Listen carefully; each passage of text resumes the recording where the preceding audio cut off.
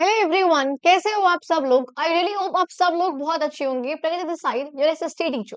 And देखो बच्चों, आज के इस वीडियो में हम लोग करने वाले हैं आप लोगों की क्लास 7th की एसएसटी का चैप्टर नंबर 3 का पार्ट नंबर 2 होने वाला है ये, एम्पायर्स एंड किंगडम्स।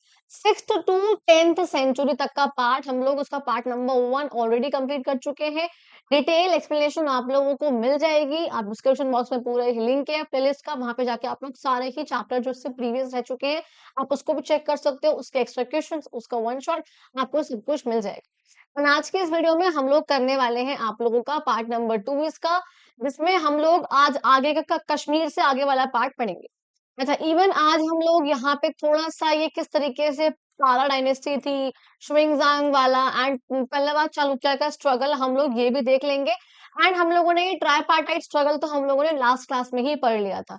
प्लस ये वाला पार्ट, ये तीनों ही पार्ट हम यहाँ तक का ये भी हम लोग लास्ट वाली क्लास में ही कर चुके थे। ये भी और ये भी। ठीक है। आज हम लोग ये वाला पार्ट हम लोगों को कवर अप करना है। अगर आप लोगों ने प्रीवियस वीडियोस ना देखी हो तो पहले आप लोग जाके उन वाली वीडियोस को चेकआउट करना। पार्ट 1 करने के बाद ही पार्ट 2 पे आएंगे। आई नो, मैं ऐसा बोलती हूँ तो मुझे बच्चे बोलते हैं मैम पार्ट 2 पे बच्चे तभी तो आएंगे जब पार्ट 1 देख लिया होगा। आई नो, बट बहुत से बच्चे ऐसे होते हैं जो सिर्फ पार्ट 1 देखते हैं, पार्ट 2 नहीं देखते हैं, या सिर्फ पार्ट 2 या 3 देखते हैं, 1 उनको आता होता है, या फिर वो सोचते हैं कि ये तो हो जाएगा, आसान सा लग रहा है। ऐसा कुछ नहीं होता। एटलीस्ट आपको एक सीक्वेंस सा बनाते हुए चलो ताकि वो चीजें अच्छे से क्लियर हो सके। हमने लास्ट वाली क्लास में ये वर्मन डायनेस्टी, कन्नौज का, पालाज का, इवन जो ट्राइपार्टाइट स्ट्रगल में पालाज ईस्ट में थे, आपके गुर्जर प्रतिहारास वेस्ट में थे, नीचे यानी कि साउथ से राष्ट्रकूटास आ रहे थे जो कि चालुक्यास को हटाकर आए थे। हमने उनके बारे में भी जिक्र किया था। अच्छा, मैं एक और चीज आज की इस वीडियो में बोलूंगी आप लोगों को। देखो, यहाँ से हम लोगों को आज पढ़ना है तो आपका ये पार्ट 2 आया है ना, ये थोड़ा सा खासकर इसका हिस्ट्री वाला जो मैंने अभी पोर्शन पढ़ा, तो मुझे समझ में आया कि आप लोगों को ये चीजें बच्चा खुद से समझना बहुत मुश्किल होगा। मैं ऐसा नहीं कह रही हूँ कि आप मेरी ही वीडियोस देखो, बट आप किसी की भी वीडियोस देखो, नो मैटर किसकी देख रहे हो, बट आप किसी की भी वीडियोस देखो, उनके लेक्चर्स देखो, या आप ट्यूशंस में पढ़ो, स्कूल्स में पढ़ो, लेकिन आप इन सब चीजों को वन शॉट पे डिपेंड मत होना सिर्फ और सिर्फ। आप इसका आपका लाइन बाय लाइन, आपको जब तक आप नहीं समझोगे आपको चैप्टर क्लियर नहीं हो पाएगा। अभी आप ये वाला पैराग्राफ आप खुद से पढ़ोगे ना, आपके समझ में नहीं आएगा ये क्या लिखा हुआ है। आपको वन शॉट देख लोगे, आपको वो चीज नहीं आ पाएगी जो आपको लाइन बाय लाइन में आ पाती। इसलिए जरा एक बार लाइन बाय लाइन पहले देखना, उसी के बाद आप लोग वन शॉट वगैरह पे स्विच करना। चलिए, अब बहुत सारा ज्ञान हो चुका है, अब हम लोग जरा आज की वीडियो को शुरुआत करते हैं। जहां जहां हमें पढ़ना है, कश्मीर वाले पार्ट से हमें इसकी स्टार्टिंग करनी है। देखो, अभी तक हम लोग वो सब देख चुके थे कि हाँ कहाँ पर क्या क्या है। अब वो यहाँ पर कह रहे हैं राष्ट्रकूटास वगैरह के बारे में आप लोग जान चुके हो। उसके अलावा भी अलग-अलग रीजन्स में अलग-अलग लोग हुआ करते थे, या अलग-अलग राजा वगैरह जिसका भी शासन है या अगर किंगडम है, वो हुआ करता था। अब अलग-अलग जगहों में हम यहाँ पे कुछ जगह पढ़ने वाले हैं, जैसे हम कश्मीर पढ़ेंगे, कश्मीर के बाद में हम एक आधा नॉर्थ ईस्टर्न प्लेसेस पढ़ेंगे, कुछ जगह पढ़ेंगे, तो उनके बारे में भी ज़रा हम लोग थोड़ा-सा आप लोगों का पढ़ लेते हैं। ठीक है जी? ओके। कहते हैं फार टू द नॉर्थ, यानी कि अगर आप नॉर्थ में जाओगे कश्मीर वाले पार्ट में, एक नई पावर वहां पर बैठी हुई है जिससे हम बोलते हैं कश्मीरा, किंगडम ऑफ काश्मीरा। मतलब जो कश्मीर है, कश्मीर का जो किंगडम है उसे हम काश्मीरा का किंगडम बोलते हैं, जो कि आज का कश्मीर वाला पार्ट है। अच्छा जी, इंस्क्रिप्शंस और कॉइन से हटकर भी अलग हम देखेंगे तो हमको एक रूलर के बारे में पता चलता है। वो रूलर कौन है, देखो लाइन को समझना। कहते हैं about it successive rulers from Kalhana. Kalhana एक हिस्टोरियन है बेसिकली। हिस्टोरियन कौन होते हैं? जो कि इतिहास की बातों को जानते हैं, उसको समझते हैं, इतिहास में जाकर या देखकर, चीजों को पढ़कर समझकर, उन्हें हमने बोला है हिस्टोरियन। मैं कह रहे हैं कि जो हिस्टोरियन है कलहना नाम के, उनसे हमें ये पता चलता है। ये कलहना ने क्या करा है बेसिकली, तो कहते हैं कलहना ने राज तरंगिणी नाम की बुक लिखी है। राज तरंगिणी क्या है भाई? एक नॉवल सॉर्ट ऑफ है, इसमें आप बताया उन्होंने, जो कि कहते हैं literally the river of Kings, जो कि क्या है? किंग्स की नदियां है। किंग्स की नदियां का मतलब क्या है? राज तरंगिणी, तो राजाओं की नदियां, तो राजाओं की नदियों के बेसिस पे उसको जो है ये बोला हुआ है। तरंग आपने सुना होगा, तरंगी, तरंगिनी, तरंग, ये नदी का पर्यायवाची शब्द होता है। अब वो यहाँ पर कहते हैं अब वो बेसिकली बोला जा रहा है यहाँ पर राज तरंगिनी, कि किस तरह से कश्मीर में, मैंने इसलिए कहा कि आपको ये पैराग्राफ खुद से पढ़ के समझ ही नहीं आएगा। यहाँ पे राज तरंगिनी वर्ड से यहाँ पर ये दर्शाया हुआ है किस तरीके से कश्मीर में राजाओं की नदियां बह रही थी, एक के बाद एक, एक के बाद एक, एक के बाद राजा यहाँ पर आते जा रहे थे। तो आपको यहाँ पे वो वाली चीज दिखाई हुई है। देखो उन्होंने बहुत सारे बताए, कहते हैं बहुत सारे किंग थे, बहुत सारी थोड़ी बहुत क्वीन थी, जो कि कल्हाना डिस्क्राइब भी करता है, तो वो ये भी कहते हैं ललितादित्य मुक्तिपीड़ा, ये मुक्तापीड़ा ये एक नाम है। करकोट डायनेस्टी के हुआ करते थे, ये किंग थे, बहुत एक फर्म रूलर, एक अच्छे खासे बढ़िया से रूलर ये हुआ करते राजा थे। उनके बाद आते हैं कि वे अच्छा, यानी कि कहते हैं ललिता आदित्य जो है ये मुक्तापीड़ा, ये एक रूलर थे। इनके टाइम पे बहुत अच्छा कश्मीर का जो राज्य है वो चल रहा था, लेकिन इनके बाद कश्मीर में काफी ज्यादा ही पॉलिटिकल सीन बिगड़ जाता है।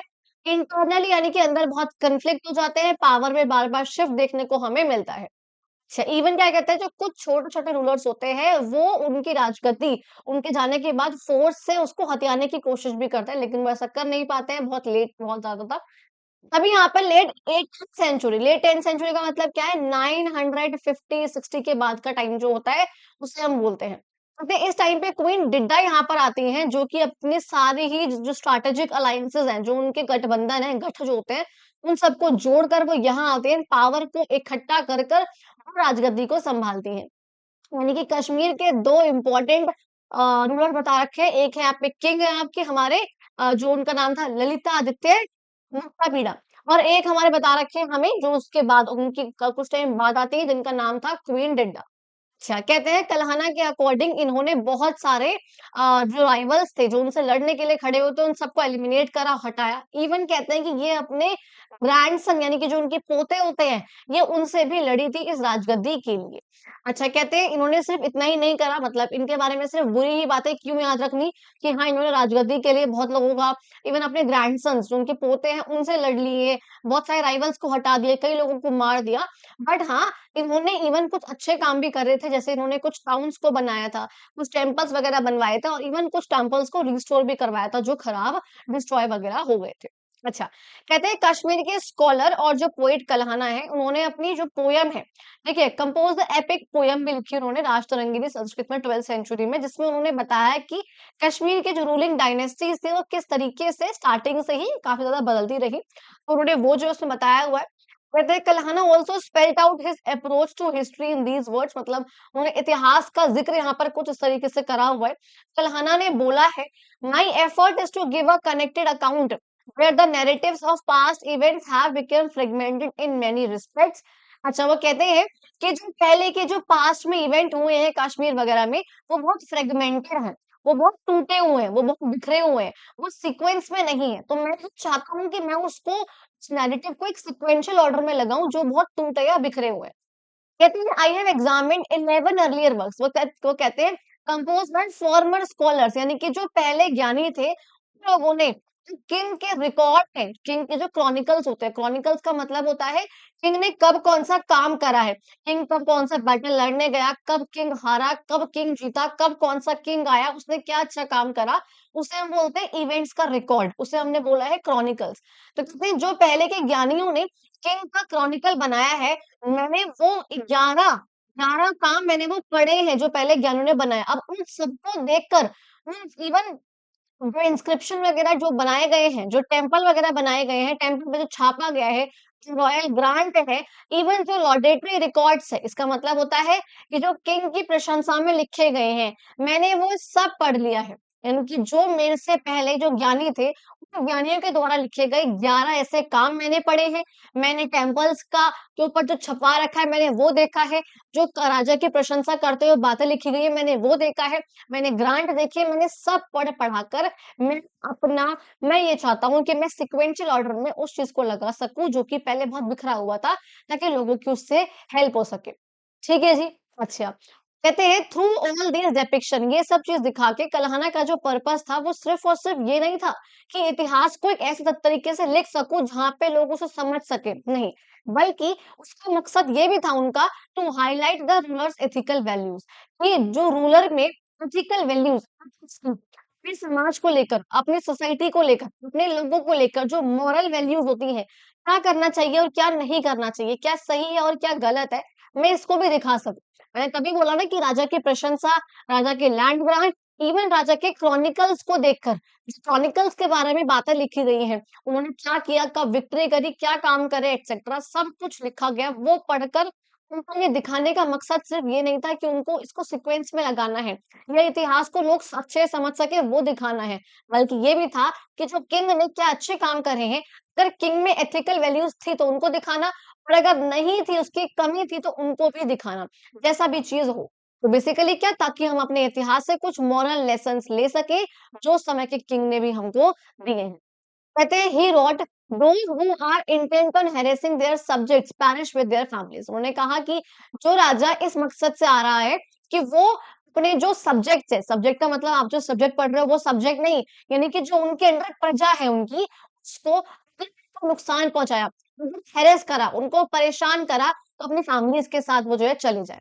और अगर ऐसा नहीं करा है, भैया उनका भाग्य जो है, वो उनका अच्छा भाग्य है, सुभाग्य है, वो उनका वेट कर रहा है। यानी कि अगर आपने नुकसान पहुँचाया है तो आप जाओ, और अगर अच्छा करा है आपने तो आपको इसका फल ज़रूर मिलेगा। इसलिए कहते हैं कर्म करते रहो, फल की चिंता मत करो। अच्छा, देखो यहाँ पे आपको ये पिक्चर दिख रही है आदि शंकराचार्य जी की, ठीक है? कहते हैं 8th सेंचुरी के स्कॉलर रह चुके हैं, टीचर भी रह चुके हैं अद्वैता वेदांता के। उन्होंने यहाँ पे देखो ये जो हिल है यहाँ पे बना रखा है, किस तरीके से सोल्जर्स यहाँ पर इस तरीके से पड़े हुए हैं, वो मर गए हैं, कुछ यहाँ पर ऐसे ही यहाँ पे रक्षा कर रहे हैं। तो कहते हैं शंकराचार्य के हिल की बात करी गई है, जिसे हम तख्त सुलेमान सुलेमान भी कहते हैं या जिसे हम गोपाद्री हिल भी कहते हैं। दिखा रखा है किस तरीके से ये झेलम नदी के पास, श्रीनगर के पास, कश्मीर वैली की रक्षा कर रहे हैं। अच्छा, शंकराचार्य जी के बारे में एक बात यहाँ पे करी हुई है। कहते हैं शंकराचार्य टॉट दैट ब्राह्मण सॉरी हाँ, ब्राह्मण is the ultimate reality and pure consciousness, कि जो ब्राह्मण है वो प्योर रियलिटी है। मतलब यानी कि प्योर है वो लोग, ऐसा यहाँ पर बोला गया है, प्योर कॉन्शियसनेस है उनके अंदर, वो जानते हैं, समझते हैं उस चीज को। और ये बताया है कि जो वर्ल्ड है वो एक माया का जाल है, वो इल्यूशन है, उसमें ही मत जीकर रह जाओ। आपका मेन मोटिव है कि आप मुक्ति पाओ उस जहां से, ठीक है? उन्होंने क्या करा, उन्होंने 4 मठ बनाए। 4 क्या बनाए? 4 मठ बनाए, 4 मठ। मठ का मतलब क्या होता है? मोनास्ट्रीज, या फिर जिसे आप कहोगे कि सेंटर ऑफ लर्निंग है, जहाँ पे आप आके रह सको, इवन आप यहाँ पे आके कुछ सीख सको। तो वो उन्होंने 4 मठ बनाए हैं। कहाँ-कहाँ बनाए? इसको याद रखना, एमसीक्यू शॉर्ट वगैरह में बहुत आने के चांसेस रहते हैं इसके। एक यहाँ पे रहेगा बद्रीनाथ, एक है पुरी, एक है द्वारका और एक है श्रृंगेरी। ज़रा एक बार मैप में समझेंगे ये कहाँ पर है? मैं आप मैप लगाना ही भूल गई, मैंने साले मुझे बहुत जल्दी-जल्दी लग रहा था कि मैं आप लोगों के लिए फटाफट से इसको लेकर आऊँ। दैट्स व्हाई मैं मैप ना बनाना ही भूल गई। आई नो मेरी ड्राइंग बहुत ही बेकार है और यहाँ पे माउस से तो बहुत ही गंदी बन पाती है। एक बार को बोर्ड वगैरह पे उस पे बन जाएगी, लेकिन माउस से बहुत ही बुरी बनती है। जैसे एक एग्ज़ाम्पल दिया आपको, ब्रीफ सा एग्ज़ाम्पल। तो देखो आपको पता है बद्रीनाथ ऊपर है, ठीक है जी। पुरी यहाँ पे उड़ीसा में है, यहाँ पे द्वारका आपको पता है वेस्ट में यहाँ पर, और श्रृंगेरी यहाँ पर है कर्नाटका। अब आप सोच रहे होंगे कि उन्होंने 4 मठ बनाए, चारों अलग-अलग जगहों पे क्यों बनाए? बेसिकली हमारे चारों के चारों ये हमारे ईस्टर्न वेस्टर्न कॉर्नर्स हैं। कहते हैं यहाँ पे उन्होंने क्यों बनाए थे? अब इसकी बात हम कब करेंगे? जब हम लोग बिग क्वेश्चन्स करते हैं, वहाँ समझाऊँगी, बट लिख के वहाँ दिखाऊँगी, कुछ समझा यहाँ पर भी रही हूँ। अब यहाँ पर समझो, हम ये चाहते हैं, अच्छा आपने ज़रा मुझे कमेंट बॉक्स में बताना कि जो हम ये बोलते हैं पहली बात कि हम 4 धाम की यात्रा करने जा रहे हैं। तो ये 4 धाम कौन-कौन से हैं? मैं नहीं बताऊँगी, आपको बताने हैं। उसमें उसमें किसी एक का नाम यहाँ पे लिखा हुआ है, इतना मैंने आपको हिंट दे दिया। वो 4 धाम एक जगह के हैं, एक पर्टिकुलर स्टेट के हैं। बट जब मैं बोलूँ कि मैं पूरे इंडिया के 4 धाम की यात्रा करके आ रही हूँ, तो मैं कौन से 4 धाम की बात कर रही हूँ, तो ज़रा आप लोग मुझे ये कमेंट बॉक्स में दोनों ही चीज़ें बताओगे।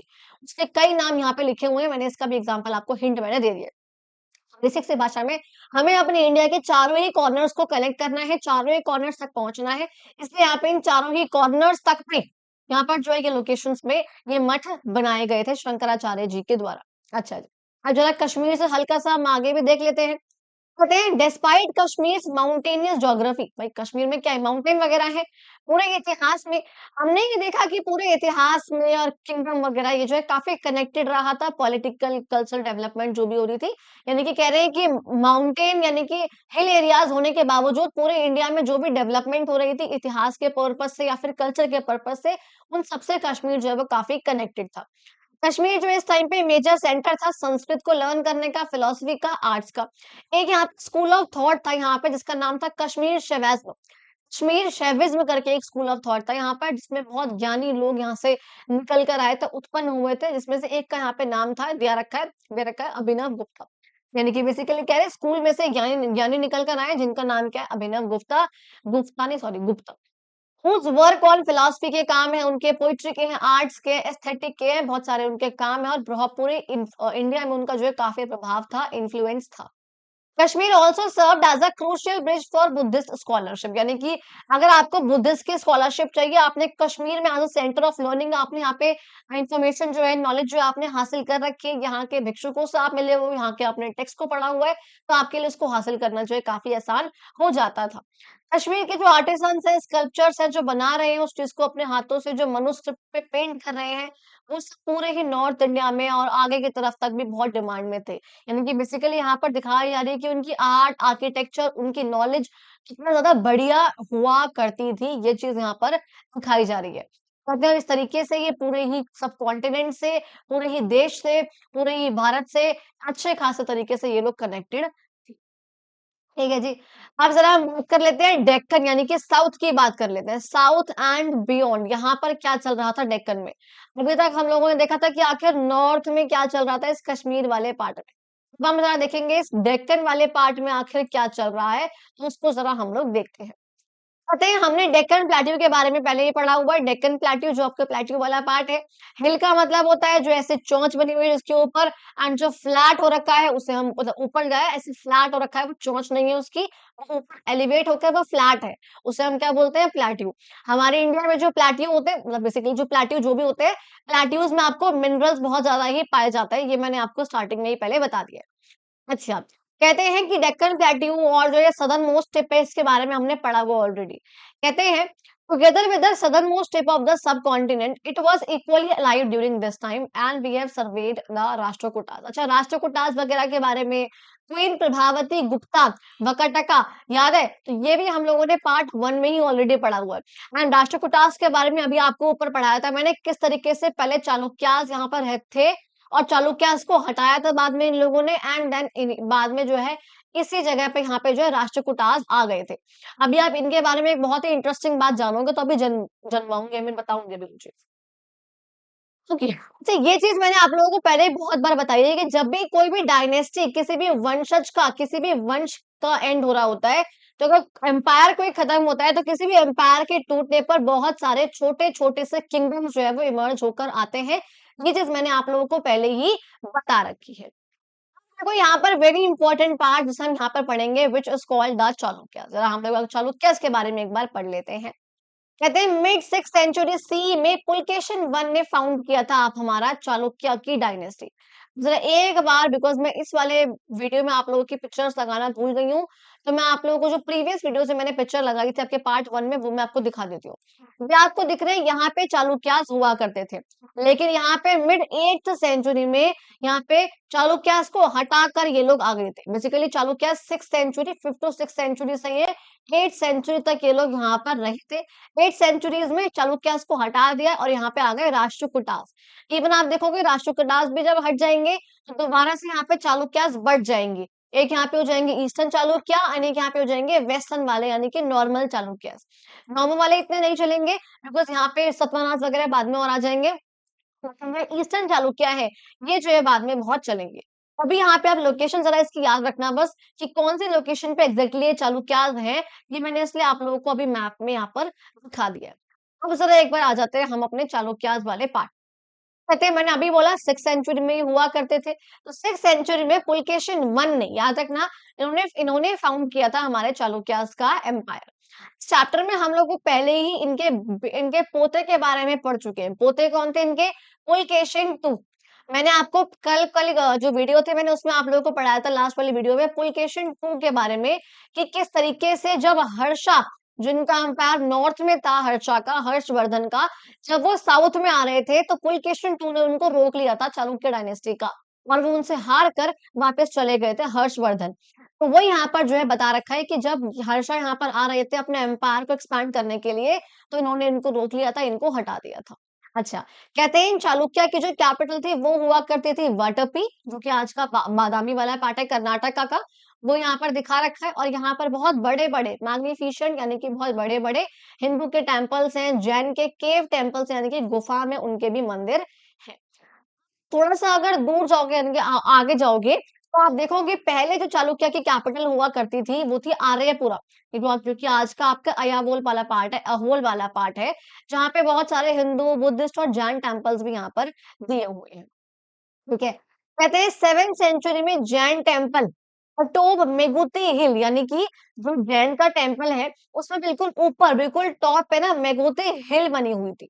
अच्छा, उस हिल में दिखा रखा था, उस ऑन इट्स ईस्ट वॉल, उस हिल की ईस्ट वाली वॉल पर ये बता रखा था, एक संस्कृत में इंस्क्रिप्शन था जिसमें चाणक्यास की तारीफ करी हुई थी। एंड स्पेशली चाणक्य का जो एक किंग था पुलकेशन टू, इनकी यहाँ पर तारीफ करी हुई थी। बेसिकली बता रहे हैं यहाँ पर एक मंदिर है, मंदिर का टॉप पे मतलब बेसिकली हिल बना हुआ है, उस हिल के ईस्टर्न साइड की वॉल पे यहाँ पे चालुक्य किंग की यानी कि पुलकेशन टू की तारीफ करी हुई है। बस इतनी बात यहाँ पर करी हुई है। सर ये तारीफ करी किसने है? तो अब मैंने बता रखा है कि तारीफ करने वाले कौन होते हैं, बेसिकली कोर्ट पोइट होते हैं, है ना? जिस तरह आपको याद होगा हरिसेना नाम के कोर्ट पोइट हुआ करते थे, हमने पार्ट 1 में पढ़ा हुआ है ये सब, है ना? ऐसे सेम एज़ यहाँ पर पुलकेशिन के कोर्ट पोइट हुआ करते थे जिनका नाम था रवि कीर्ति। उन्होंने जो है इनकी तारीफ करी हुई। उन्होंने बताया हुआ है किस तरीके से हर्षा को उन्होंने हराया था। इवन बहुत सारे जो और किंगडम्स हैं, जो उनके अलग है, उनके अपोजिट थे, उनसे लड़ाई करके उन्होंने भी उनको भी हटाया हुआ था। हालाँकि हाँ, हम ये नहीं कहेंगे कि इस वाले इंस्क्रिप्शन में एक्सैजरेशंस नहीं है। एक्सैजरेशन का मतलब होता है बात को बहुत बढ़ा-चढ़ा कर कहना। 40 जनों को मारा था, उसमें लिख दोगे 100 जनों की आर्मी को मार के आए थे। मारा है, लेकिन मारा है 40 जनों को, लेकिन उसमें लिखा होगा 100 जने। तो उस बात को बहुत ज़्यादा ही बढ़ा-चढ़ा कर उनके इंस्क्रिप्शंस में कोट पॉइंट लिखा करते थे। क्यों लिखते थे? कोई बुक को जो किंग हुआ करते थे, वो लिखवाते थे। क्यों लिखवाते थे? ताकि बाद के लोगों तक उनकी विक्ट्री की बातें रहें। पैसा दो, कुछ भी लिखो वाली बात है। ठीक है? अच्छा कहते हैं जो कुछ उसके फैक्ट्स हुआ करते थे, यानी कि जो फैक्ट हुआ करते थे, if it presents are contradicted by other inscriptions, यानी कि कहते हैं कि जो उसमें बातें लिखी हुई थी ना, अगर आप देखोगे कुछ और इंस्क्रिप्शन से कंपेयर करके, कहीं पे कुछ लिखा होगा, कहीं पे कुछ लिखा होगा, तो कई बार हल्का उसमें हेर-फेर जो है इसमें हो जाता था। देखोगे शुवेनज़ांग जब चालुक्य किंगडम में आए थे वो जब उस टाइम पे वो भी साउथ में गए थे पुलकेशिन II का, तो उन्होंने भी बता रखा था किस तरीके से जो उनके सब्जेक्ट्स हैं, यानी कि जो उसकी प्रजा है इनकी पुलकेशिन II के जो अंडर चालुक्य किंगडम में जो उनकी प्रजा है, वो भी उनको किस तरीके से बहुत मानती है। बहुत उनको खुद को समर्पण करा हुआ है वहाँ के लोगों ने उनको। बेसिकली यहाँ पर ये नहीं कह रहे कि उनकी रवि कीर्ति ने जो बातें लिखी हैं वो सब झूठी हैं, ये गलत है। बातें सही है, बिकॉज़ यहाँ पर जो शुवेनज़ांग आए उन्होंने भी ये सब बातें लिखी हैं काफ़ी हद तक।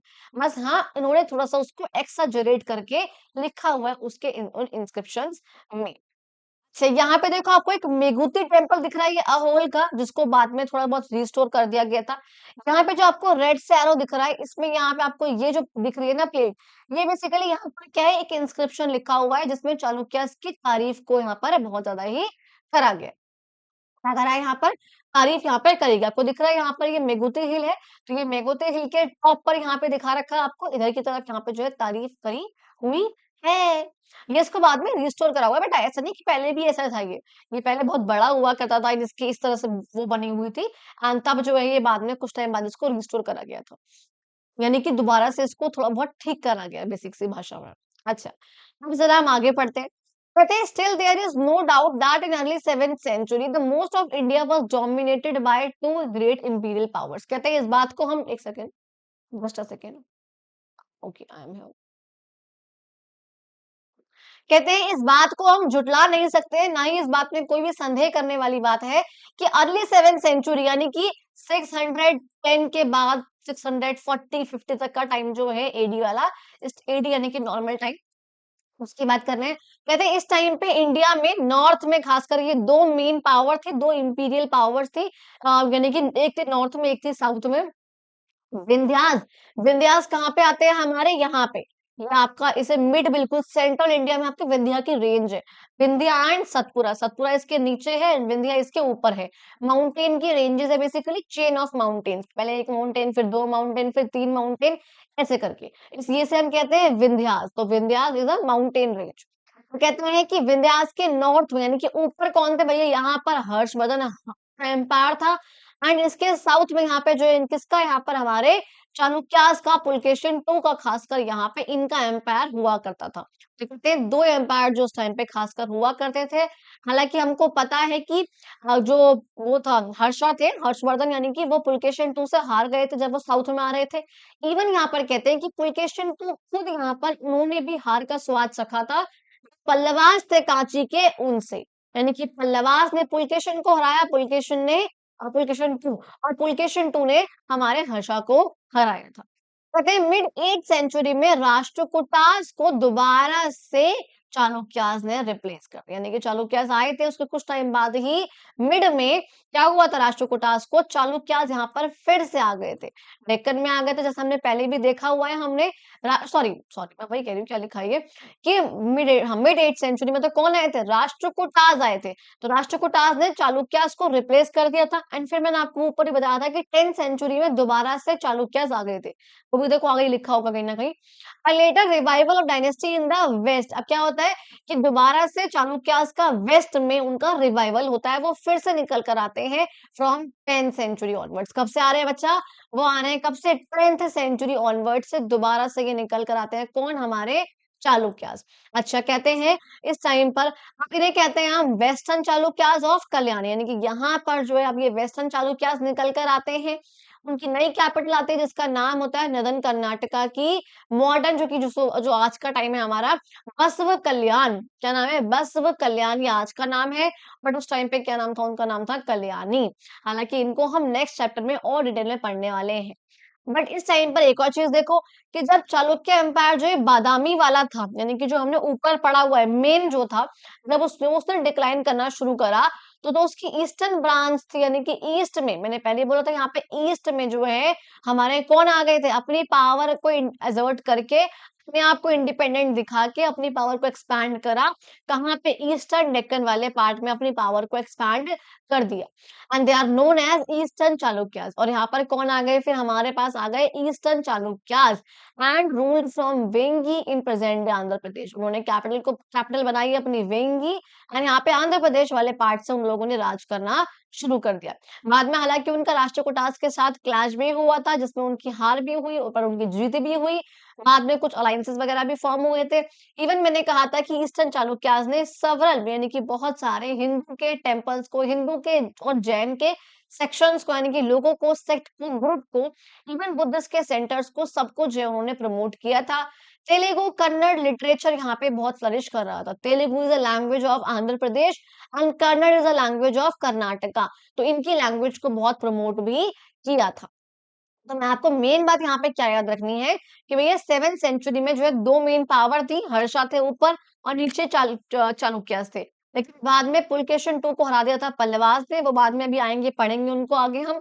एंड देन लेटर ऑन जब ये चालुक्यास को भी हटा देंगे, ये राष्ट्रकूटास यहाँ पे कुछ टाइम तक काम करेंगे, लेकिन राष्ट्रकूटास भी 10th सेंचुरी के बाद ये डिक्लाइन होना शुरू कर देंगे। यहाँ पे दोबारा से वेस्टर्न चालुक्यास आ जाएंगे। उन वेस्टर्न चालुक्यास के बारे में हम लोग नेक्स्ट चैप्टर में पढ़ेंगे। लेकिन इस टाइम पर 8-9 सेंचुरी के अराउंड ही यहाँ पर ईस्टर्न वाले पार्ट में यहाँ पे ईस्टर्न चालुक्यास यहाँ पर इमर्ज हो रहे थे धीरे धीरे करके। एंड आपको मैंने तभी यहाँ पे दिखा रखा है कि इस टाइम पे 6-8 सेंचुरीज में क्या हुआ था कि राष्ट्रकूटास ने रिप्लेस करा था इन लोगों को एंड बाद में 10th सेंचुरी में दोबारा से ये लोग आ गए थे, वेस्टर्न चालुक्यास भी। एंड यहाँ पर उसके ईस्टर्न वाली ब्रांच में यहाँ पर आंध्र प्रदेश से रूल कर रहे हैं हमारे ईस्टर्न चालुक्यास, जिनकी कैपिटल थी वेंगी। आंध्र प्रदेश से ये रूल कर रहे थे and Hindu, Jain, Buddhist temples वगैरह को, सेक्शंस वगैरह को ये काफी प्रमोट भी करते थे। Sanskrit sorry Kannada language and Telugu language को भी काफी ये लोग प्रमोट करते थे। ये बात क्लियर है जी? Yes ma'am, very good. अब मैं ऊपर क्यों लेके जा रही हूँ आप लोगों को? बिकॉज मैं मैप लगाना भूल चुकी हूँ, मुझे आपको एक मैप अभी दिखाना है। ये बच्चा आपको यहाँ पर दिख रहे हैं पल्लवास, ये दिख रहे हैं यहाँ पर कि एग्जैक्ट लोकेशन क्या है इन लोगों की, इधर की तरफ रह रहे हैं ईस्टर्न वाले पार्ट में। ठीक है जी, देख लिए। तो जरा आगे आ जाते हैं, हम लोग फर्दर मूव करते हैं। जरा हम यहाँ बात करेंगे आप लोगों के पल्लवास की। ठीक है जी। अब देखो पल्लवास के बारे में पढ़ते हैं। कहते हैं आप लोगों ने पार्ट से मतलब 7th क्लास के पार्ट नंबर 1 में थोड़ा बहुत इनके बारे में पढ़ा हुआ है, पल्लवास के वगैरह के बारे में। कहते हैं उनकी कैपिटल जो है वो कांची में थी, कांचीपुरा, जो कि आज का तमिलनाडु वाला पार्ट है, कांचीपुरम वाला। ये डायनेस्टी अपने पीक पहुंची थी, यानी कि अपने टॉप पर थी 7th सेंचुरी में, जब यहाँ पे महेंद्र वर्मन वन और उनके बेटे नरसिम्हा वर्मन वन का राज यहाँ पे चल रहा था। तो बेसिकली यहाँ पे पल्लवास के दो इंपॉर्टेंट किंग बता रखे हैं, जो कि 7th सेंचुरी में हुआ करते थे और जिस टाइम पे पल्लवास का एम्पायर उनके पीक पर था। कहते हैं लेटर, यानी कि जो लेटर यानी कि नरसिम्हा वर्मन है, इनको तो ममला भी कहते थे। ममला का मतलब होता है रेसलर, यानी कि वॉरियर। ठीक है, बिकॉज इन्होंने ही पुलकेशिन टू को हराया था। हमने अभी बोला मैंने ऊपर कि पुलकेशिन टू को पल्लवास ने हराया था, पुलकेशिन टू ने हर्षा को हराया था। मैंने अभी आपको ऊपर बोला है, तो वही यहाँ पर बता रहे हैं कि आखिर पुलकेशिन टू को कौन से वाले उन्होंने हराया था। तो वो थे हमारे नरसिम्हा वर्मन, कि जब वो बादामी को कैप्चर करने गए थे, वेंट ऑन टू, मतलब उनको हराया था पुलकेशिन टू को, और फिर वो बाद में कहाँ गए थे, बादामी यानी कि चालुक्य जो थे उनके, चालुक्य किंगडम का जो बेसिकली वो था कैपिटल थी, उसको जो है बाद में वो कैप्चर करने के लिए चले गए थे। कौन? नरसिम्हा वर्मन।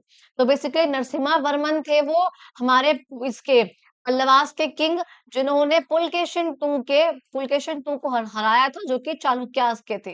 पुलकेशिन टू ने हर्षा को हराया था, जो कि हर्षवर्धन हमारे नॉर्थ इंडिया के थे। बस सिंपल सी आपको ये वाली बात याद रखनी है यहाँ पे। कहते हैं बाद में वहां से वापस आ गए थे, keeping the Tungabhadra river as an unwritten boundary between the two powers.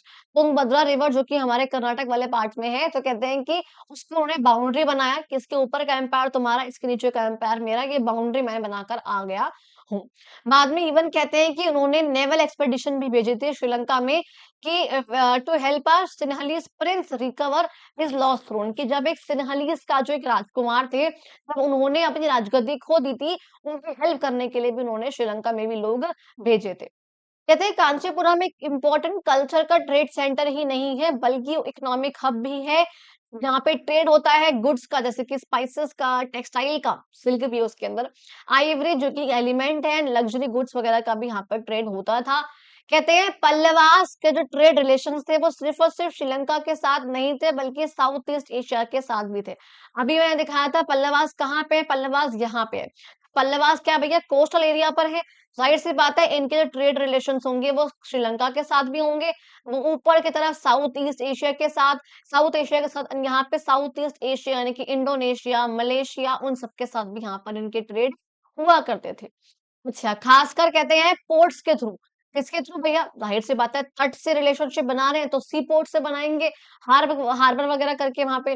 तो कह रहे ममल्लापुरम, जिसे हम आज का महाबलीपुरम भी कहते हैं, जहाँ पर हमें चाइना के कॉइन्स देखने को मिले आज के टाइम पे, पर्शिया कॉइन्स, रोमन कॉइन्स हमें आज के टाइम पे खुदाई करते हुए हमें देखने को मिलते हैं। जब मैं कह रही हूँ आज के टाइम पे, तो मेरा मतलब आज का दिन नहीं है, यानी कि 1 मार्च 2026 नहीं है। मेरा मतलब है कि जब ये बुक पब्लिश हुई तब का भी नहीं है। मेरा मतलब जब हम आज़ाद हुए और हम लोगों ने एक्सकवेशन करना शुरू करा, तब की हम लोगों ने बात ये करी है। कहते हैं श्वेनसांग के बारे में ज़रा फिर से एक बार बात कर लेते हैं, बिकॉज़ वो कांची में भी आते हैं, और कहते हैं कि कांची में उन्होंने देखा था कि यहाँ पे 100 बुद्धिस्ट की मोनास्ट्रीज़ हैं। यानी कि जहाँ पे बुद्धिस्ट के जो मोंक हैं वो आके रह सकते हैं, बैठ सकते हैं, मेडिटेशन कर सकते हैं, वो चीज़, जिसके अंदर 10,000 पुजारी हैं। थोड़ा-सा हमें एक्साजरेटेड यानी कि बढ़ा-चढ़ा कर लिखा जाने वाला फिगर लग रहा है, बट उन्होंने यही वाली बात कही है। इवन उन्होंने ये भी बोला है कि 80 हिंदू टेम्पल्स भी वहाँ पर जो है हुआ करते थे। कहाँ पर? आपके इस वाले एरिया में, कांची वाले एरिया में, यानी कि तमिलनाडु वाले एरिया में, और बहुत सारे जैन्स भी यहाँ पर हुआ करते थे। कहते हैं उन्होंने उनको यहाँ पर ये समझ में आया था कि जो लोग हैं वो काफ़ी अटैच्ड हैं ऑनेस्टी के प्रिंसिपल से और ट्रुथ के प्रिंसिपल से, और बहुत ज़्यादा ही लर्निंग में विश्वास रखते। ओके। पल्लवास ने बहुत सारे टेम्पल्स बनवाए थे, बहुत सारे स्ट्रक्चर्स बनवाए थे। ममल्लापुरम में बहुत एलेबोरेट यानी कि नक्काशी कर करा के रॉक कट केव्स, पत्थरों को काट-काट के, जो गुफाएँ गुफाएँ को काट-काट के जो स्ट्रक्चर्स बनाए जाते हैं, टेम्पल बनाए जाते हैं, उन्हें यहाँ पर कहते हैं। एंड मोनोलिथिक टेम्पल यानी कि एक सिंगल रॉक है, उसी को काट-काट के जो है टेम्पल बनाया गया है। तो वो टेम्पल एक बहुत ही अलग प्रकार के स्टाइल में बनाया गया था, जिसके अंदर बहुत से डीटीज़ यानी कि देवी-देवता वगैरह हुआ करते थे। वो सीन इवन यहाँ पे कहते हैं कि महाभारत के भी कुछ सीन्स इसके अंदर दर्शाए हुए थे। इसी केव के अंदर मतलब उसको कार्व कर करा के ऐसे करके। तो पल्लवास बहुत मानते थे जैन्स को, इवन वैष्णवाइट यानी कि विष्णु जी और शैवाइट यानी कि शिव जी के स्कूल्स ऑफ थॉट्स को। दे प्रमोट करा था उन्होंने संस्कृत लैंग्वेज को, संस्कृत और तमिल लिटरेचर को, और बहुत सारे बड़े-बड़े पोएट्स सच जैसे कि दंदिन, उनको भी उन्होंने संस्कृत की पोट्री लिखी है, उनको भी वो बहुत मानते थे, होस्ट भी कर रखा था। महेंद्र वर्मन जो कि इसी के पहले किंग थे, वो बहुत फाइन पोएट थे और जिनका संस्कृत लिख बहुत बढ़िया था। ये आपको यहाँ पे दिख रहा है किस तरीके से दुर्गा जी हैं, वो यहाँ पर यहाँ पे जो महिषासुर है, उसको जो है मार रही हैं। आपको यहाँ पर ये चीज़ दिख रही है। अच्छा जी, ठीक है। कहते हैं पल्लवास ने बहुत लॉन्ग टाइम तक अच्छा खासा मतलब ठीक था। नदर्न तमिलनाडु वाला जो रीजन है यहाँ पर ये वाला, एंड यहाँ पे साउथ में कर्नाटक, आंध्र प्रदेश वाला जो रीजन है यहाँ पर, इस वाले रीजन में जो है बहुत टाइम तक इन्होंने राज किया था। कब तक किया? लेट 9th सेंचुरी तक किया, यानी कि करीब-करीब 960 980 एडी तक करा उन्होंने। एंड जब तक फाइनली जो उनका ये राजगद्दी थी, इनसे चोला किंग, अब जरा हम पढ़ेंगे आगे चोलास के बारे में, कि जब तक इनसे इनकी राजगद्दी चोला के किंग आदित्य वन ने छीन नहीं ली, तब तक इन्होंने यहाँ पे राज करा था। किसने किया था? पल्लवास ने किया था। तो जरा हम आगे बढ़ेंगे, आपका बच्चा फर्दर साउथ वाली बात, which is Pandyas, Cholas and Cheras. आपको मैं बता दूं, यहाँ पे आपका ये साउथ वाला किंगडम है, एंड यहाँ पे आपके पास आते हैं चोलास, ये वाला पार्ट चोलास, ये आपके यहाँ पे आएंगे पांड्यास, एंड यहाँ पे आएंगे आपके चेरास। तो इस तरीके से हम बोलते हैं इन्हें चोलास, चेरास और पांड्यास वाला पार्ट होता है ये। मैं इसको हल्का सा वो भी कर देती हूँ ताकि आप लोगों को समझ में आ जाएगा, बिकॉज वही मैं बोल रही हूँ कि मैं यहाँ पर मैप लगाना भूल गई हूँ, जबकि जबकि मैंने हाइलाइट कर रखा था कि मुझे मैप लगाना है, बट मैं बस भूल ही गई हूँ। ठीक है, तो आपको ये जो पिंक वाला है ये आपके चेराज हैं, ये ब्लू वाला जो है ये हमारे चोलाज हैं, बहुत इंपॉर्टेंट भी है, याद भी रखना इनको बहुत अच्छे से, क्योंकि इनके बारे में हम लोगों ने, आप लोगों का मैं कहूंगी कि उसमें पढ़ा भी हुआ है 7th के पार्ट 1 में, लेकिन वहां भी हमने इनको बहुत थोड़ा ही पढ़ा था।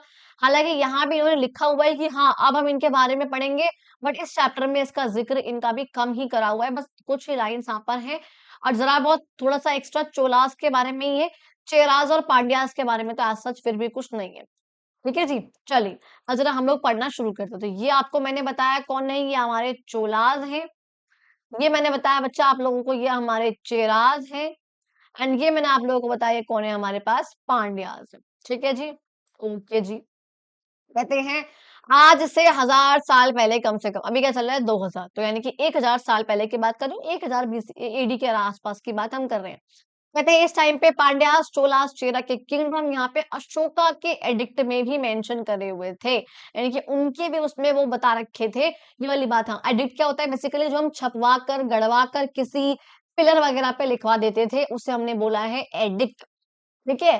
कहते हैं ये इनके सदर नेबर्स हुआ करते थे अशोका के, और इनका ज़िक्र संगम लिटरेचर में भी करा हुआ है। संगम लिटरेचर जो कि तमिल का एंशिएंट लिटरेचर है। कहते हैं कि हमने पहले भी इनके बारे में पढ़ा हुआ है, लेकिन उसके बाद तो जैसे ये गायब ही हो गए, जैसे इनको ये छुप गए, एक्लिप्स हो गए दूसरी अदर पावर्स से। यानी कि हम बाकी अदर पावर्स के बारे में पढ़ते रहे और हम इनको तो पढ़ना हम भूल ही गए, ये कहीं छुप गए। हमने अभी दोबारा से यहाँ पर हमारे सामने आ गए हैं, जहाँ पे हम इसके बारे में पढ़ने वाले हैं, किस तरीके से इन लोगों ने लोगों की, वहाँ के लोगों की social, political life, cultural life को कैसे इन्होंने इन्फ्लुएंस करा। ठीक है। अब देखो हम पढ़ेंगे सबसे पहले पांड्यास के बारे में। कहते हैं पांड्यास यहाँ पे भैया जो है 6th सेंचुरी में आते हैं। आपको दिख रहा है बिल्कुल साउथ वाला पार्ट है। इवन हमने देखा जब मौर्य एम्पायर पढ़ा था हमने, तब भी आपको बताया था। मैं पार्ट 3 में पिक्चर पक्का लगा दूंगी, टेंशन ना लेना, कि जब मैंने मौर्य एम्पायर पढ़ाया था मैंने तभी बताया था कि प्रॉपर पूरा का पूरा नॉर्थ मौर्यास के पास था, बट ये जो पार्ट था वो किसी के हाथ में नहीं आ पाया था। चोलास, चेरास, पांड्यास एक साथ होकर इतने यूनाइट, इतने तगड़े, इतने बढ़िया हुआ करते थे कि इनसे लड़कर तो कोई अपना राज्य स्थापित कर ही नहीं पाया। इनके ऊपर तो कोई नहीं आ पाया उस टाइम पे। ठीक है? कहते हैं अलाइड विद चालुक्यास और पल्लवास, पहले ये उनसे मिले हुए थे, अपना बहुत सारे पार्ट जो है इवन कंट्रोल भी कर रहे थे, सदर्न तमिलनाडु वाला पार्ट, लेकिन कुछ टाइम के लिए नदर्न पार्ट में भी गए थे। श्रीलंका के, बेसिकली नदर्न पार्ट में श्रीलंका के। कहते हैं इनके कॉइन्स, इनके इंस्क्रिप्शंस यहाँ पर अटेस्ट टू मैरीटाइम ट्रेड। इनके कॉइन्स से, इनके इंस्क्रिप्शंस को देखिए पता चलता है हमें कि इनका साउथ ईस्ट एशिया के साथ पोर्ट्स के थ्रू, जैसे कि कई पोर्ट वगैरह है तमिलनाडु में, उनके थ्रू इसका, इनका वहां पर भी उनसे कनेक्शन हुआ करता था। साउथ ईस्ट एशिया यानी कि मलेशिया, इंडोनेशिया, सिंगापुर, थाईलैंड, इन सब जगहों से, जो आज के नाम है ये, वो पहले के नाम अलग अलग थे। अच्छा, कहते हैं देयर कैपिटल वाज़ मदुराई, यानी कि पांड्यास की जो कैपिटल थी वो क्या थी बच्चा? वो थी मदुराई, जो कि एक बहुत ही बढ़िया-सा कल्चरल सेंटर था। इन लोगों ने बहुत सारे टेम्पल्स बनवाए, रॉक कट टेम्पल्स बनवाए और इवन बहुत सारे पोएट्स को ये मानते थे। एक कॉपर प्लेट को के बारे के बा का ज़िक्र यहाँ पर करा हुआ है, mention their translation of Mahabharata into Tamil, कि इन लोगों ने किस तरीके से महाभारत को तमिल लैंग्वेज में भी कन्वर्ट कराया था। आपको दिख रहा है ये कहाँ कौन-से एरिया में? तमिलनाडु वाले एरिया में है। ज़ाहिर-सी बात है इन्होंने अपने लोगों के लिए उन एपिक्स को अपनी लैंग्वेज में, अपनी लोकल लैंग्वेज में उन्होंने ट्रांसलेट करवाया था। हालाँकि दुर्भाग्य की बात ये है कि ये सर्वाइव नहीं कर पाए लॉन्ग टर्म तक।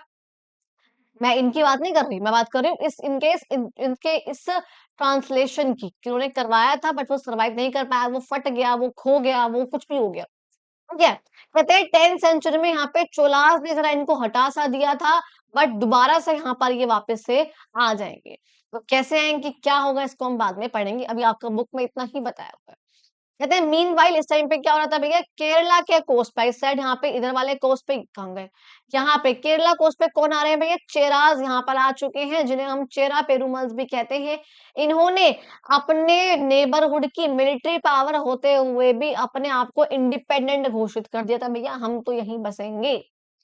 इसके बाद आते हैं हमारे पास चोला, जो कि रीबॉर्न होते हैं अंडर विजयाला इन 9th सेंचुरी, यानी कि दोबारा से यहाँ पे निकल के आते हैं। इनकी नई कैपिटल आती है अब तंजावुर, जिसको आप थंजावुर भी कह सकते हो, ठीक है? थंजावुर, ठीक है? He laid the foundation for a strong and prosperous kingdom, बहुत ही बढ़िया किंगडम, एक ऐसा किंगडम जिसको आज भी मोदी जी कहते हैं कि चोलास के द्वारा बनाए गए टेम्पल्स दुनिया में कहीं नहीं है। बिकॉज़ जो भी साउथ इंडिया में टेम्पल्स बने हैं, मैं हमेशा कहती हूँ साउथ इंडिया के टेम्पल्स इतने खूबसूरत हैं। हालाँकि अब बहुत सी चीज़ें हैं जो मुझे दिल्ली में या डिफरेंट डिफरेंट प्लेसेस में as a copy, as a duplicate, लेकिन हाँ, जो पास में लोग ट्रैवल करके एटलीस्ट उनकी ब्यूटी को निहार सके, वो चीज़ें अलग-अलग जगहों पे आस-पास के एरियाज़ में भी बन रही है। कहते हैं जो उनके बेटे थे आदित्य वन, कहते हैं क्या? आदित्य वन, बेसिकली यहाँ पे विजयाला के अंडर जो है चोलास एम्पायर आया था 9th सेंचुरी में, उन कैपिटल उनकी ये बनती है। इनके बेटे आते हैं बाद में आदित्य वन, वो और पल्लवास को हराते हैं। मैंने बताया तो ऊपर कि पल्लवास को हटाएँगे कौन? आदित्य वन, और वो जो है इनके किंगडम को और बढ़ाएँगे और एक्सपैंड करेंगे, जिसमें आज का तमिलनाडु वाला पार्ट, सदर्न आंध्र प्रदेश वाला पार्ट, जहाँ पर हमारे पल्लवास राज कर रहे थे, वहाँ पर अब ये लोग राज करने के लिए आएँगे। कहते हैं Cholas ended up building one of the largest empires in south Indian history, यानी कि साउथ इंडिया के इतिहास में चोलास ने बहुत ही बड़े-बड़े एम्पायर्स वगैरह बनवाए। बना हमने देखा ये बहुत बड़ा एम्पायर था इनका। Known for its elaborate efficient administration, यानी कि बहुत ही बढ़िया तरीके से ये शासन करते थे। बहुत बढ़िया इनकी नेवी थी और बहुत बड़े-बड़े इन्होंने जो है टेम्पल्स वगैरह वो बनवाए थे। Art, architecture, sculpture, Tamil language को प्रमोट करना, संस्कृत लिटरेचर को प्रमोट करना, ये सब काम इन्होंने बहुत करे थे। उनके इंस्क्रिप्शन में दोनों ही लैंग्वेजेस का ज़िक्र हो रखा है।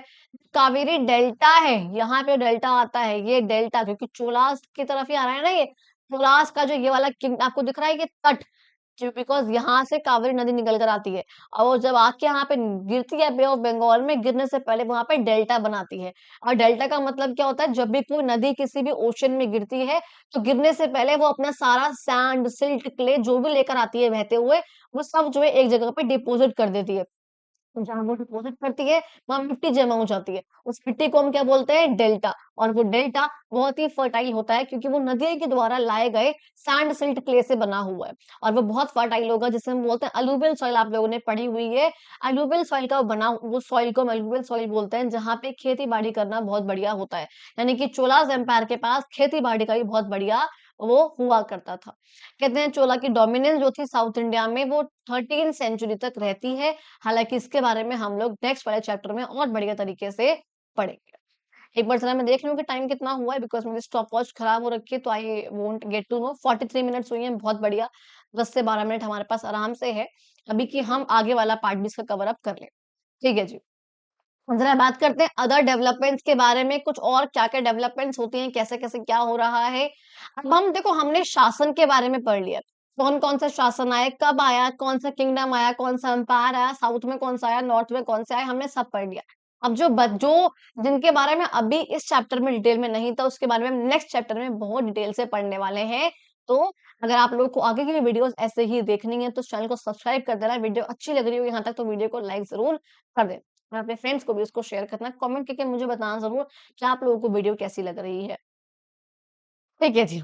देखो, अब ज़रा हम लोग पढ़ते हैं कि अब हम लोगों ने जो एम्पायर कौन-कौन से आया, पॉलिटिकल पावर कैसे थी, हम लोगों का ध्यान अभी तक उस पे था। मगर उस टाइम पे आखिर सोसाइटी में क्या हो रहा था? उस टाइम पे शासन कैसा चल रहा था? उस टाइम पे लोग बाग क्या कर रहे थे? ज़रा हम लोग उसको भी अब पढ़ लेते हैं। अगर बात करेंगे हम लोग पॉलिटी की, एडमिनिस्ट्रेशन की, जिससे हमको देखने को मिलता है as we saw several times the fall of large unified empires gave way to smaller decentralised kingdom. मैंने पहले ही बोला हुआ है कि जब बड़े-बड़े किंगडम्स गिरते हैं, तो उसके बाद छोटे-छोटे से किंगडम्स इमर्ज होकर आते हैं। किंग जैसे कि चालुक्याज़ हो गए, राष्ट्रकूटाज़ हो गए, उन्होंने अपने रीजन्स को डायरेक्टली रूल करा था और जो और छोटे-मोटे सब्जेक्ट्स हैं, उनको अपने किसी सबऑर्डिनेट रूलर को दे दिया था, जैसे हमने कहा समानताज़। यानी कि कहते हैं कि फॉर सपोज़ जो मेन रीजन्स है, अगर मैं यहाँ की राजा हूँ, तो मुझे पता है ये मेन रीजन है, मेरा यहाँ से बहुत पैसा आ रहा है, ये बहुत इंपॉर्टेंट रीजन है, तो मैं इन पे डायरेक्टली राज कर रही हूँ। लेकिन जो बाकी छोटे-मोटे से राज्य हैं, मैंने उनमें अपना एक रूलर, अपना एक गवर्नर हायर कर दिया जिसको हम कहते हैं समन्तास। मैंने वो हायर कर दिया है एंड वो यहाँ पर जो है वो राज कर रहे हैं। मतलब मैं उनके थ्रू यहाँ पर गवर्न कर रही हूँ। अच्छा, जिसको हम कहते हैं जो ट्रिब्यूटरीज के बराबर होते हैं बिकॉज़ हमने यहाँ पे समन्तास को राज करने के लिए दे रखा है कि तुम यहाँ पे राज कर लो हमारे बिहाफ पे एंड तुम हमें इसके बदले में ट्रिब्यूट पे करते रहना, गिफ्ट, टैक्स वगैरह हमको इस वाले एरिया से देते रहना। बट जो मेन रीजन्स है मैं वहाँ पे खुद राज कर रही हूँ। समन्तास जो होते हैं वो इंडिस्पेंसेबल पार्ट हुआ करते थे यानी कि बहुत ज़रूरी इनको हटाया नहीं जा सकता बिकॉज़ ये लोग आर्मीज़ को भी लीड कर रहे होते थे एंड लोकली एडमिनिस्ट्रेशन भी ये लोग ही कर रहे होते थे। लोग बाग इन पे विश्वास करने लग जाते हैं, लेकिन किंग इन पर विश्वास नहीं कर पाते हैं समन्तास पे क्योंकि समन्तास की लॉयल्टी बहुत ही फ्रेजाइल होती है। कभी भी इनको लगेगा कि किंग से अब लोगों का कम हो रहा है, मेरे से लोगों का बढ़ रहा है, तो किंग को साइडलाइन कर देंगे एंड खुद इस एरिया पे आके कब्ज़ा कर लेंगे। एंड ये बात राष्ट्रकूटाज़ और चालुक्य से बेहतर कौन जान सकता है? क्यों? क्योंकि यहाँ पर कहा गया है राष्ट्रकूटाज़ खुद एक बार पहले के टाइम पे चालुक्याज़ के समन्ताज़ हुआ करते थे। सोचो चालुक्याज़ के टाइम पे ये चालुक्य है और ये राष्ट्रकूटाज़ है। तो ये जो राष्ट्रकूटाज़ हैं वो इनके समंता हुआ करते थे, उन्होंने हायर कर रखा था। लेकिन जब राष्ट्रकूटाज़ ने उस अपने पर्टिकुलर उस एरिया में धीरे-धीरे करके अपना विश्वास जीत लिया, लोगों के ऊपर अपनी पावर को बढ़ा दिया, लोकली एडमिनिस्ट्रेशन को, फाइनेंशियल पावर को हर तरीके से राष्ट्रकूटास इस वाले एरिया पे कंट्रोल करना उन्होंने शुरू कर दिया। उन्हें किंग को मानना, किंग को टैक्स देना, कुछ भी करना बंद कर दिया। एंड तभी ये पूरा का पूरा एरिया मैंने कहा था कि चालुक्यास से हटकर इस एरिया को रिप्लेस किसने कर दिया था? चालुक्यास को, राष्ट्रकूटास ने। तो ये वाली बात जो है कौन जान सकता है राष्ट्रकूटास से बेहतर बिकॉज़ राष्ट्रकूटास ने पहले खुद ही समंता बनकर छारू छारू ने छुरी छुरी घोंप रखी है, ऐसे बोलते हैं छुरी घोंपी है, वो। कहते हैं डायरेक्टली कंट्रोल जो टेरिटरीज़ हुआ करती थी, उस मान लो ये टेरिटरी है, ठीक है? इसको बाँट देंगे, प्रोविंसेस में बाँटेंगे, जिसे भुक्ति या फिर राष्ट्र कहते हैं। इससे नीचे हुआ करेंगे डिस्ट्रिक्ट जिसे हम मंडल कहते हैं, इसके नीचे हुआ करेंगे विलेजेस जिसे हम गाँव कहते हैं, ठीक है? इस लेवल पर भी अपना ऑफिशियल होगा यानी कि प्रोविंसेस का भी ऑफिशियल है, ऑफिसर्स वगैरह हैं, डिस्ट्रिक्ट का भी अपना ऑफिसर है यहाँ पे विलेज का भी अपना एक ऑफिसर है। विलेज हालाँकि बिल्कुल लोएस्ट लेवल पे हुआ करते थे, तो इनको जो हेडमैन है, वो ध्यान रखते थे इनका, अकाउंटेंट भी, लोकल कम्युनिटीज़ भी, ये जो है इनका ध्यान भी रखते थे। कहते हैं 9th सेंचुरी से साउथ इंडिया में यहाँ पे असेंबलीज़ भी यहाँ पर होने लग गई थी। कहते हैं 9th सेंचुरी से यानी कि 800 के बाद से यहाँ पर सभा होने लग गई थी। यहाँ पर असेंबली होने लग गई है, सभा यहाँ पर बैठ रही है। जैसे आपको यहाँ पे चोलास के उसमें देखने को मिलेगा, कि जो 10th सेंचुरी का इंस्क्रिप्शन है, मेरून इंस्क्रिप्शन इसके बारे में हमने पहले भी पढ़ा हुआ है। उसमें यहाँ पर दिखा रखा था मैंने पार्ट 1 में भी आपको ये चीज़ पढ़ा रखी है। उत्तरामेरून इंस्क्रिप्शन में ये चीज़ बता रखी है चोलास के कि किस तरीके से जो सभा के मेंबर्स हैं उनको सॉरी उनका सिलेक्शन जो है वो किस तरीके से होगा, कौन-कौन सभा का मेंबर बनेगा जो पढ़ा-लिखा है, इसके पास नॉलेज है, जो इतना टैक्स पे करता है, कि क्या-क्या क्वालिफिकेशंस होंगे सभा के मेंबर्स को बनने की, वो यहाँ पर दिखा रखा था चोलास के उत्तरामेरूर के इंस्क्रिप्शन में। और इससे हमको पता चलता है कि ये जो सिस्टम चलता आ रहा है ना, डेमोक्रेसी का, डेमोक्रेटिक ट्रेडिशन का ये आज से 1500 साल पहले का है, ये आज का नहीं है। जब हम लोगों ने राइज़ एंड एम्पायर्स वाले चैप्टर में, rise of empires and kingdom वाले चैप्टर में, जब हम लोगों ने वहाँ प चैप्टर नंबर 5 में हमने पढ़ा था, तब मैंने आप लोगों को जनपद और महाजनपद के बारे में पढ़ाया था। तो हमने पढ़ा था कि 16 महाजनपद थे। 16 महाजनपद में अलग-अलग प्रकार से वहाँ पर बेसिकली राजा का सिलेक्शन होता था या फिर डिसीज़न लिए जाते थे। कुछ सभा जैसे कि मल्ला और बाजी कॉन्फेडरेसी थी, आपको याद होगा। उसमें क्या था कि सभा प्रॉपर बैठती थी और सभा जो भी डिसीज़न लेगी, वही जो है किंग डिसीज़न लेगा, उसको मानेगा। किंग ऐसे हुआ करते थे कुछ महाजनपद के कि वो अपने मिनिस्टर्स के सुन के उनकी सुनकर डिसीजन लेते थे। कहीं लिखा नहीं है कि सुननी ज़रूरी है, लेकिन हाँ, उनको था कि सुन लूँगा तो अच्छा डिसीजन आएगा। लेकिन कुछ इतनी ज़्यादा अथॉरिटेटिव थे कि वो लोग बिल्कुल भी अपने राजा की अपने प्रजा की, अपने मिनिस्टर्स वगैरह की सुनते ही नहीं थे। कुछ राजा ऐसे भी हुआ करते थे। आपको यहाँ पर वही बता रखा है कि सभा का भी यहाँ पर होने लग गया था। अच्छा जी, ठीक है। अब अगर बात करूँ मैं ट्रेड की, इकोनॉमी की और अर्बनाइज़ेशन की, तो कहते हैं इस टाइम पे लैंड ग्रांट का सिस्टम चलता था कि लैंड जो है बाँट दिया, ये लैंड तुम्हारा, अब तुम इस पे खेती करो, जो पैसा आएगा वो टैक्स वो तुम मुझे दो ना, उसमें से काफ़ी हद तक परसेंट 50%, 20%, 70%, 10% कुछ भी हो सकता है। वो जो ये जो लैंड ग्रांट का सिस्टम था, जो कि गुप्ताज के टाइम पे शुरू हुआ था, ये इस टाइम पर 6th सेंचुरी के बाद, 8th सेंचुरी के बाद तो बहुत ही बढ़ना शुरू हो गया था। जो किंग हुआ करते थे, चीफ हुआ करते थे, रॉयल फैमिली के मेंबर्स हुआ करते थे, वो सब इंडिविजुअल्स को, किसी कम्युनिटी को, किसी रिलीजन की एस्टेब्लिशमेंट करने के लिए लैंड ऐवे ही बाँट देते थे, जिससे एक नई क्लास ऑफ लैंड होल्डर्स निकल कर आने लग गए थे। अगर मैं हूँ, मैं एज़ अ किंग, चीफ मैं यहाँ पर ये सब लोग हैं, कुछ-कुछ लैंड सब में बाँटने लग गए हैं। किसी को भी लैंड इंडिविजुअल को, कम्युनिटी को, रिलीजन के एस्टेब्लिशमेंट के लिए लैंड यहाँ पे बाँटने लग गए हैं। अब इन लोगों के पास लैंड आने लग गया है। और यहाँ पर कौन बन गए? यहाँ पे लैंड होल्डर्स ये लोग बनते चले गए। और ये जो लैंड होल्डर्स हुआ करते थे, इनका ये नहीं कि इस लैंड पे काम करेंगे, टिलिंग करेंगे, नहीं। बल्कि ये पीजेंट से यहाँ पर टिलिंग कराया करते थे। ये पीजेंट से यहाँ पर खेती कराया करते थे और फिर अपने पास जो है पैसा रखा करते थे। जो बहुत सारे ग्रांट हुआ करते थे, वो अनकल्टीवेटेड लैंड को भी कल्टीवेशन के अंदर लेके आने के लिए हुआ करते थे। जो जिस लैंड पे कल्टीवेशन नहीं हो सकता, जो बेकार लैंड है, जो इतना बंजर सा पड़ा हुआ है, अच्छा नहीं है, उस पे भी कल्टीवेशन करो, उस पे भी एग्रीकल्चर करो, क्रॉप की डाइवर्सिटी, क्रॉप अलग-अलग उगाओ। अब वो कैसे करेंगे? आप लोगों ने चैप्टर नंबर 1 जब हमें ज्योग्राफी का पार्ट पढ़ा है, स्टोरी ऑफ इंडियन फार्मिंग, वहाँ पढ़ा है वो बता कि किस तरीके से वो लोग बताते थे कि कैसे हम सीड्स को उसमें गोबर वगैरह में लपेटें और ये करें, पाउडर बनाएँ, पता नहीं क्या-क्या चीज़ें होती थी। तो उन सब ट्रेडिशनल मेथड्स का इस्तेमाल करके देखो उसको यहाँ पे रिलेट करा हुआ है इन लोगों ने कि उन सब मेथड्स का इस्तेमाल करके उन लोगों ने, उन लैंड होल्डर्स ने पीजेंट्स को बोला कि तुम इस अनकल्टीवेटेड लैंड को भी कल्टीवेशन के लायक बनाओ और इस पे कल्टीवेट करके हमको क्रॉप भी दो। ये तुम्हारा काम है। बेसिकली वो लोग उनको उनको एक्सप्लॉइट करा करते थे। तो वहाँ पर कह रहे हैं कि इस तरीके से यहाँ पर किस तरीके से वो फार्मिंग पे अपना ध्यान दे सकते हैं, वो यहाँ पर बता रखा था। इवन यहाँ पे कहते हैं कि स्टेट ने कुछ इरिगेशन के काम, इरिगेशन के कुछ मेथड्स भी यहाँ पर वो उसको प्रोवाइड करते थे, तो वो भी यहाँ पर इनको प्रोवाइड करा जाता था, ताकि वो लोग उस चीज़ को कर सकें। और सपोज़ जो पल्लवास थे, उन्होंने बहुत सारे टैंक बनवाए तमिलनाडु में। पल्लवास कहाँ पे थे? इसी वाले रीजन में थे ना, तो कहते हैं इन लोगों ने बहुत सारे टैंक बनवाए थे, जो कि आज भी काम कर रहे हैं, आज भी वहाँ पर हैं। बहुत सारे इंस्क्रिप्शन में बता रखा है किस तरीके से वेल, पॉन्ड, टैंक वगैरह वगैरह की स्पॉन्सरशिप हुआ करती थी कि जो बड़े-बड़े इन्फ्लुएंशियल लोग हैं, भैया उसने यहाँ पे जो आके टैंक बनवा दिया, ओहो! उन्होंने सोचा अच्छा सेठ जी ने बनवाया, ओहो! सेठ जी ने बनवाया। तो वो स्पॉन्सरशिप हो गई। आज के टाइम पे स्पॉन्सरशिप अलग तरीके से वर्क करती है, ताकि उनका सोशल स्टेटस बढ़ जाए लगवाने वाले का, ओहो! सेठ जी ने बनवाया है, अच्छा साहब जी ने बनवाया है, बहुत ही बढ़िया। ऐसे करके, साहब जी की जय, साहब जी की जय, ऐसे करने के लिए, ठीक है? ताकि अच्छा इरिगेशन हो सके, अच्छी एग्रीकल्चर ग्रोथ होगी तो वहाँ पे कैश क्रॉप्स आ पाएँगी, कैश क्रॉप आ पाएँगे, लोग बाग पैसे कमा पाएँगे, लोग बाग पैसे कमा पाएँगे, इंडस्ट्रीज़ की और क्राफ्ट की ग्रोथ हो पाएगी।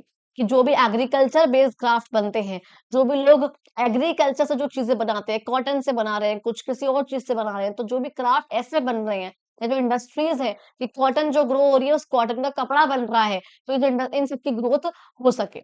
और कहते हैं एग्रीकल्चर ट्रेड वगैरह से अलग भी मार्केट भी यहाँ पर फ्लरिश कर रही थी, सेंटर भी यहाँ पर हुआ करते थे, ट्रेडर्स, लोकल ट्रेड और जिनके पास शिप है, बहुत बड़े-बड़े ट्रेडर्स हैं, मर्चेंट्स वगैरह हैं, वो सब भी यहाँ पर लॉन्ग डिस्टेंस कॉमर्स यानी कि इम्पोर्ट एक्सपोर्ट करा करते थे। 8th सेंचुरी के बाद आप देखोगे कि जो इंडिया का जो वेस्ट कोस्ट है, वेस्ट कोस्ट, ये वाला जो वेस्ट कोस्ट है इंडिया का, यहाँ पे बहुत ही बढ़िया ब्रिस्क यानी कि बहुत ही ज़्यादा क्वांटिटी अच्छी खासी, बहुत तेज़ रफ्तार से यहाँ पर शिपिंग हुआ करती थी पोर्ट्स में, ताकि वो जो सामान है वो ईरान जा सके, इराक जा सके, अफ्रीका का ईस्टर्न कोस्ट तक जा सके वो सामान। यानी कि कह रहे हैं कि इस टाइम पे ट्रेडर्स वगैरह का बहुत ज़्यादा ही चलन था कि लोकल ट्रेड भी हो रहा था और इंटरनेशनल ट्रेड भी उस टाइम पे बहुत अच्छा चल रहा था। वो यहाँ पर बता रहे हैं, इवन कहते हैं कि वेस्ट कोस्ट से यहाँ पर हो रहा है, यहाँ पे ट्रेड एंड ईस्ट कोस्ट से हो रहा था श्रीलंका में ट्रेड, साउथ एशिया में काफ़ी बढ़िया-सा ट्रेड हो रहा था।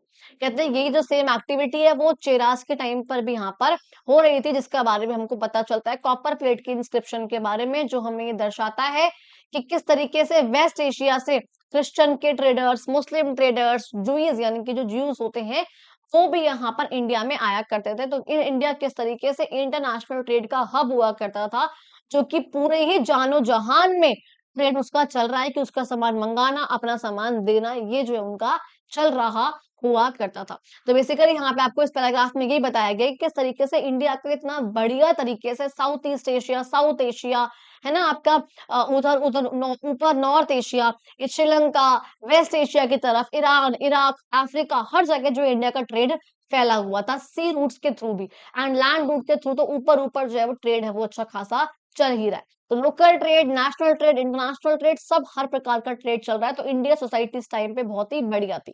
लेकिन फिर भी यहाँ पर कह रहे हैं कि ओवरऑल यहाँ पे आप देखोगे काफ़ी रूरल है, एग्रेरियन थी हालाँकि इस टाइम पे। हाँ, देखोगे ऑल्दो जो कुछ हिस्टोरियंस हैं वो बताते हैं कि इस टाइम पे अर्बन डिक्लाइन हो रहा था, कि अर्बनाइज़ेशन इतना नहीं हो रहा था, लेकिन जो हमको एविडेंस देखने को मिल रहे हैं वो तो कुछ और ही मिल रहे हैं।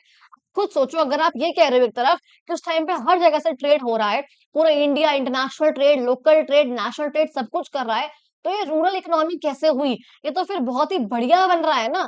तो आप यहाँ पर तभी कह रहे हैं कि यहाँ पर लिखा कुछ और हुआ है कि अर्बन डिक्लाइन हो रहा था, इंस्क्रिप्शन में या फिर मैन्युस्क्रिप्ट्स में यहाँ पर ये लिखा हुआ है, लेकिन एविडेंस तो हमें यहाँ पर कुछ और ही दिखाते हैं। कहते हैं कि नॉर्थ इंडिया में जो पुरानी सिटीज़ हैं, वो ऑक्यूपाइड थी, नई-नई यहाँ पर आती रहती थी। शुवेनजांग ने बताया है किस तरीके से कौशाम्बी का, श्रावस्ती का डिक्लाइन हो रहा था। यानी कि बेसिकली कह रहे हैं कि अगर एक सिटी डिक्लाइन हो रही है, तो नई सिटी यहाँ पर इमर्ज होती जा रही है। अगर कौशाम्बी और श्रावस्ती डिक्लाइन हुए, तो यहाँ पर थानेश्वर, कन्याकुब्जा यानी कि कन्नौज, काशी जैसी सिटीज़ यहाँ पर थ्राइव भी कर रही थी, यहाँ पर नई-नई इमर्ज हो रही थी। इवन कहते हैं कि साउथ इंडिया में तो यहाँ पर पॉलिटिकल, इकोनॉमिक, रिलीजियस हब भी यहाँ पर बन रहे थे। टेम्पल्स यहाँ पर आ रहे थे हमारे पास। ठीक है? जो कि कॉमर्स का पोर्ट के सेंटर्स भी हुआ करते थे, जिससे मैरीटाइम ट्रेड जो है बहुत बढ़िया ही होता जा रहा था। ठीक है जी? अब यहाँ तक का हमने पढ़ लिया। इवन हम कहते हैं कि यहाँ पे गिल्ड्स वगैरह के बारे में यहाँ पे ज़िक्र करा हुआ था कि लोकल मर्चेंट्स गिल्ड वगैरह यहाँ पर इमर्ज होकर आते हैं, इनका बहुत बढ़िया रोल रहता है। गिल्ड का मतलब क्या था? ट्रेडर्स की एसोसिएशन, उनका ग्रुप के बारे में यहाँ पर बोला हुआ था, जो कि हमें दिखाता है ट्रेडर्स को, आर्टिसंस को, मनी लेंडर्स को और किस तरीके से ये लोग रिलीजन की एक्टिविटीज़ को भी सपोर्ट करा करते थे। इंस्क्रिप्शंस वगैरह हैं, उसमें हमको ये चीज़ देखने को मिलती है। साउथ इंडिया में बताते हैं कि 2 मर्चेंट गिल्ड हुआ करते थे। एक जो कि हमारे कोस्टल में होते थे कि कोस्टल ट्रेड कर रहे हैं और एक अंदर ही अंदर इंडिया के साथ लैंड पे ट्रेड कर रहे हुआ करते थे। और ये बहुत बड़ा ही लार्जेस्ट इंटर रीजनल मर्चेंट का एसोसिएशन बन जाता है। ये वाली बात जो आपको यहाँ पर बता रखी है। That was the whole of your chapter, whole of your video and आज वाली वीडियो में हम लोगों ने यहाँ तक का पार्ट कंप्लीट कर लिया है। फ्रॉम पार्ट 3 हम लोग आपका सोशल लाइफ से कवर अप करना शुरू कर देंगे। 12 पेज रह गए आपको यहाँ पर दिख रहा है, इसके बाद हम लोग वो भी चीज़ कवर अप कर लेंगे। थैंक यू सो मच बच्चा लोग। अगर आप लोगों को वीडियो अच्छी लगे, चैनल को सब्सक्राइब करो, वीडियो को लाइक करो, कमेंट करो, शेयर करो, सब्सक्राइब करो। Thank you so much.